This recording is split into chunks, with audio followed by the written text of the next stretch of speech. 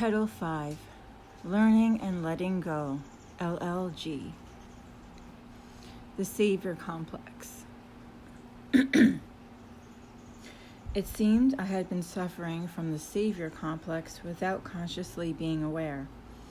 I was falling into the pattern of being my Hawaiian beloved's teacher, healer, and mother. Not only with my Hawaiian beloved, but other imbalanced friendships I had created here.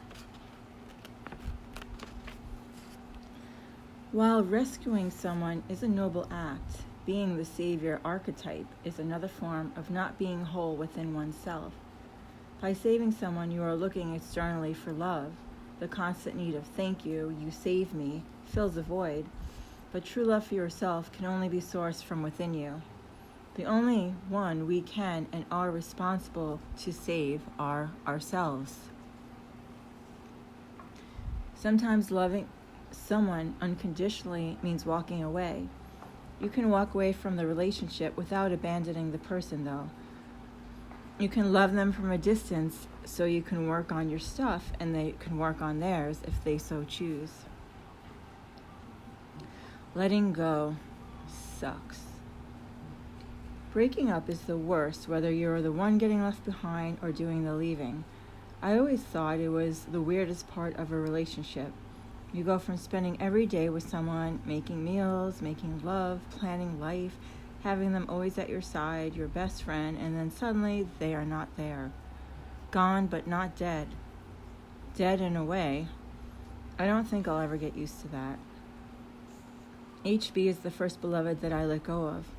I thought being the one being left behind was heartbreaking. I felt like I had cut off one of my limbs. It was so much harder than I could have ever imagined. This was a whole new experience for me. This was the first time I was not abandoned, so it felt good to know I had done the work and healed the core limiting self-belief of abandonment, yet the pain of saying goodbye to your soulmate was heart-wrenching. Can you betray another to be true to yourself? From the poem, The Invitation by Oriah Mountain Dreamer. So many times I thought of going back and rekindling our love. He only lived a mile away, and I drove by his house often on my way into town.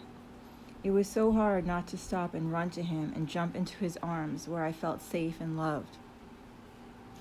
I didn't really want to be alone, and our relationship wasn't so bad, I would say to myself. We had good times as well as bad. The temptation was great, but I knew deep down and higher up that it was time for me to rise solo. This was my calling. Alone but not lonely. It's scary to be alone. This is probably the main reason people stay together. However, being alone and being lonely are two different things. You can be alone and not be lonely if you feel complete and whole inside. If we don't come to peace and happiness within ourselves, we will not find that in a partner. You cannot give what you don't have. I was used to being alone, so I wasn't sure why this time it was so hard to let go. For as much as we had our challenges, we also had our flow and fun. We were best friends, and we pretty much loved to do the same things. He was always up for my spontaneous adventures. He played music, and I loved to dance. He was a waterman, and I was the sea maiden. And he always walked Karma with me, which is something I loved and cherished about him. He also didn't get jealous over the attention I gave Karma. I realized how much I enjoy being in a relationship and having someone at my side. He gave me that gift. I used to tell myself I didn't mind being alone and could grow old alone. But that was a lie I told myself to protect myself from getting rejected. No one wants to be alone, really. I don't care who you are or what you have convinced yourself of. It's only a protection mechanism for your heart. Being alone for a period of time to heal and reflect is natural and necessary, but not forever. The true dream in my heart, like many of us have, is to be in a healthy, harmonious partnership with someone who will grow with you, knows you, understands you, sees you fully and completely for who you are, and loves you anyway, warts and all. Bonding is in our biology after all. It's okay. The day I realized he had moved out of his place in Kona shook me to the core. It brought me comfort to drive by his house and know he was still there. I was on my usual drive into town when I noticed the Om tapestry I had given him was no longer hanging from the front window. My heart sank. I turned around at the top of the hill to drive past his house again, just to make sure. His place was empty. I felt sick to my stomach. I told myself to breathe, that everything would be okay. As I was driving away, a car drove past me with the license plate, "It's okay."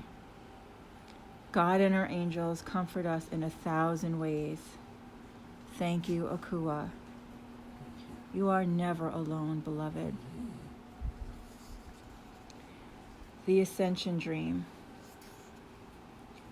Wisdom, clarity, and direction come to me in my dreams, and my dreams get right to the point. About a month into my breakup with HB, I had a dream on the night of the full moon lunar eclipse. In my dream, we lived together. I was going back to our apartment, but to get in, you had to climb a tall ladder. I was at the top of the ladder with only 2 more steps to go, but I was frozen. My fear of heights had kicked in. I was so scared. Gripping the ladder, I carefully turned my head and eyes to look down. There were a lot of people walking around below me, attending to their business, so no one noticed me. I yelled out to HB. I called his name, but he wasn't there. I felt heartbroken that he wasn't there for me. I turned my head back in time to watch the screws at the top of the ladder pop out and fall off. The ladder was just leaning on the ledge now, balancing with nothing else keeping it up. Paralyzed in fear, I screamed, "Help!" And a rush of people came toward the ladder to help me. Then I woke up. The ladder is symbolic of ascension. Ascension is about evolving in our God consciousness, remembering our divinity, and returning back to the higher dimensions of living in oneness and unity. Ascension has been my main focus in my divine life purpose. Like I said, I'm going to ascend solo. I wrote it in my book of life that to become my God self, I had to do it by myself, not relying on or depending on another to raise me up. Ascension was something I must do on my own. The people saving me on the ladder was the same message I received from the face reader in Nepal. The ladder dream made total sense to me and was a confirmation of what I already knew. I will always be loved by the people.